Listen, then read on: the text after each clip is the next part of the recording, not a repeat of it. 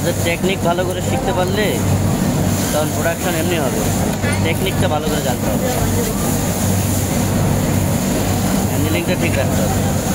হ্যান্ডেলিংটা তো কীভাবে হাত রাখে,这个水一定要拉到这个位置，不要拉错位置了，拉到这里。 হাতটা টানবা ওই জায়গায়, দেখো এখানে উনি হাত দিয়ে টানতেছে।然后这块东西拉到这里， ঠিক আছে, উপরে না নিচের দিকে।因为大概你的宽度应该是接到这个位置。 ব্যালেন্সটা ঠিক রেখে, মেজারমেন্টটা ঠিক রেখে তুমি নিচের দিকে টানবা, তাহলে স্মুথ করিও না।